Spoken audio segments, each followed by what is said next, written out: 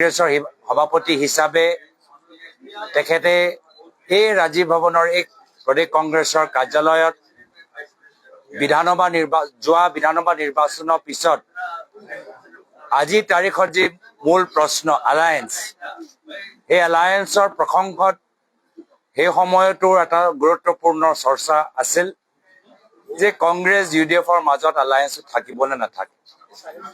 এই সময়ত তেওঁ দায়িত্ব লোৱাৰ পিছত এই এলায়েন্সৰ প্ৰশ্নটো প্ৰথমতে আমালোকৰ সকলোৰ লগত আলোচনা কৰি পৰৱৰ্তী সময়ত এলায়েন্সটো তেওঁলোকে ভংগ কৰিলে। লগে লগে যি সময়ত ৰাহুল গান্ধী ডাঙৰীয়াই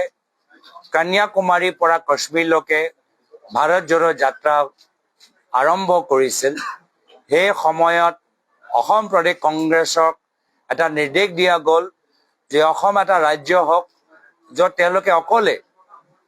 ধুবুৰীৰ পৰা শদিয়ালৈকে এটা ভাৰত জোড়ো দিছোঁ, কিন্তু আমাৰ আদৰ্শ পুৰণি, আমাৰ চিন্তাধাৰা পুৰণি, আমাৰ চকুৰে সমান অধিকাৰ প্ৰদান কৰা, সমান ন্যায় প্ৰদান কৰা, এয়া হ'ল আমাৰ কংগ্ৰেছ দলৰ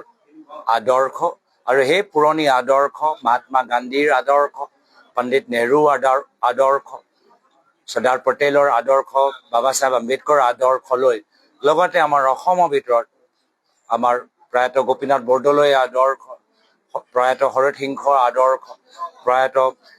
আমাৰ বিষ্ণুৰাম মেধিৰ আদৰ্শ, আৰু আমাৰ প্ৰাক্তন মুখ্যমন্ত্ৰী হিতেশ্বৰ শইকীয়াদেৱ, প্ৰাক্তন মুখ্যমন্ত্ৰী তৰুণ গগৈদেৱৰ আদৰ্শলৈ আমি সকলোৱে মিলিজুলি আগবাঢ়ি যাম। যোৱা 3 দিনৰ ভিতৰত আমাৰ দলৰ নেতৃত্বই আমাক যথেষ্ট প্ৰেৰণা দিছে, আশীৰ্বাদ প্ৰদান কৰিছে, আমি চবকে ধন্যবাদ জ্ঞাপন কৰিছোঁ। আৰু যোৱা 3 দিনীয়া কাৰ্যসূচীত যে আমাৰ দলৰ নেতৃত্বই তৃণমূল কৰ্মীখিনিক কিমান যে ত্যাগ বলিদান কৰিলে এই যাত্ৰাটো সফল কৰিবলৈ, প্ৰতিকূল বতৰ নেওচি এই 3 দিনৱৰ্তী সভাপতিক দায়িত্ব চমজাই দিম। আৰু যোৱা 15 মে তাৰিখে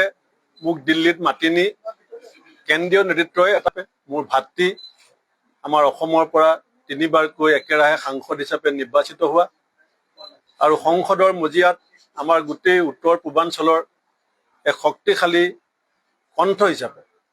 ৰাইজৰ অন্তৰ জয় কৰিবলৈ সক্ষম হোৱা শ্ৰীযুত গৌৰৱ গগৈ ডাঙৰীয়াক এই দায়িত্ব আনুষ্ঠানিকভাৱে আজি অৰ্পণ কৰিবলৈ পাই মই নিজকে সৌভাগ্যৱান বুলি ভাবিছোঁ। আৰু মই তেখেতৰ নেতৃত্বত যি আমাৰ আশা, আমি যি চিন্তা কৰোঁ তাক বাস্তৱিক ৰূপায়ণ কৰাত এই যি আপোচবিহীন নিৰবিচ্ছিন্ন সংগ্ৰাম, তাত এগৰাকী দলৰ সতীৰ্থ হিচাপে মই নিশ্চিতভাৱে সৰ্বাতো প্ৰকাৰৰ সহযোগিতা নিষ্ঠাৰে আগবঢ়াম বুলিও